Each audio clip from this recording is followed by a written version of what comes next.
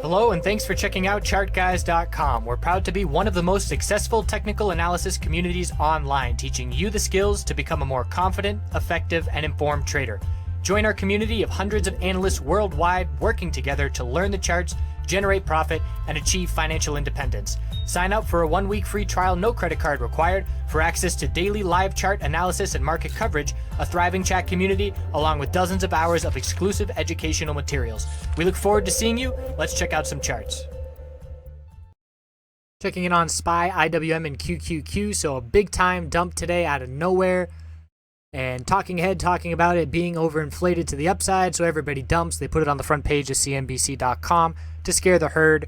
And this was obviously planned in advance in the sense that someone took out big time puts in the tech sector, expiring this week, 57 puts. I think I mentioned that in my tech video yesterday or 2 days ago. And we're now seeing why. Someone definitely in the know that this article and this statement was coming out and cashing in huge on those puts, as XLK did dip multiple percent to get below that level with just a few days left, and they were extremely dirt cheap when they were bought.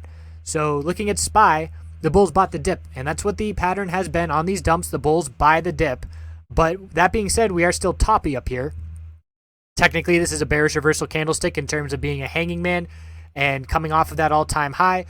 Certainly a high volume dump, but comparatively, we see that all in all, there were plenty of more high volume days. So right now, the bulls are still holding exponential support. We did take out a higher low. 246.18 was support, and we filled this little gap at 245.72, and then the bulls bought the dip off of that gap fill. It filled by 4 pennies and then shot to the upside.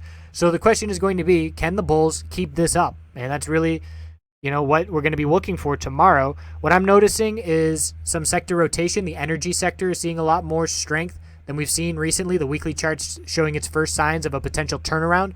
So that's going to be helping the overall market if the energy sector is able to see the weekly chart go bullish a bit.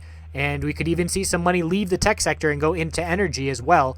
But as of right now, likely to see inside bars form tomorrow within the range of today after such a wide range. And I'm going to be watching hourly resistances on this bounce. If the bulls can get over hourly moving average resistances, we know they're back in full control. If we reject from those levels, we will likely see inside bars heading into Monday, which will give us something clear to be watching on Monday.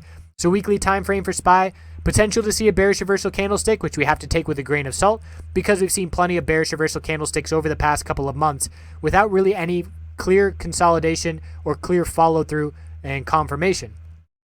So still holding exponential weekly supports, no real big red flags here. In order to see the bears gain any kind of momentum on any individual name, any sector, any market, we have to see the lows of today break. Doesn't have to be tomorrow. That would show significant follow through if it were tomorrow, but it could be next week as well, because if that level breaks, then we do start to lose some of the higher lows, with the new higher low being established at 245.68. So IWM also seeing this pullback. It too broke the higher low pattern on the daily, still holding the middle Bollinger Band support, however, of 141.63, but we did break this level of 141.97. So we're closing in on a potential bearish MACD cross, potential bearish TCG cross, but it all depends how we respond from here. We can see the bulls bought the dip less significantly compared to SPY, and we'll see if we break that low of 141.55. We know the bulls, or I should say the bears, have continued momentum. Weekly time frame is a clear bearish reversal candlestick, rejecting from the upper Bollinger Band yet again. If we see a red week next week, we will likely lose these exponential supports. So watching very close the low of the dump so far. QQQ, there's the tech sector. Huge gap up open. Volume climax could signal the top of the uptrend for now. Last volume climax we saw led to a bunch of consolidation. The bulls clearly recovered eventually, but that was the mark of a month-long period of consolidation with the highest volume that we had seen. Well, here we are seeing the highest volume that we've seen in over a month and watching to see the low. 142.30. Can the bulls hold that low, or does it break and we see further downside? It's a bearish engulfing candlestick. We've got a break of the higher low pattern. We filled one of the gaps. There's another gap all the way down here at 139.22. So the next 2 days will be very telling. And I say 2 days because tomorrow I do anticipate a lot of inside bars to form on the daily time frame. And if that's the case, it will be up to Monday to see which direction those inside bars break. Bearish reversal doji on the weekly time frame currently. And if we see a red week next week, that will confirm it for some consolidation. So next 2 days, very telling. We'll see how it plays out. We'll certainly keep checking back in Have a good night.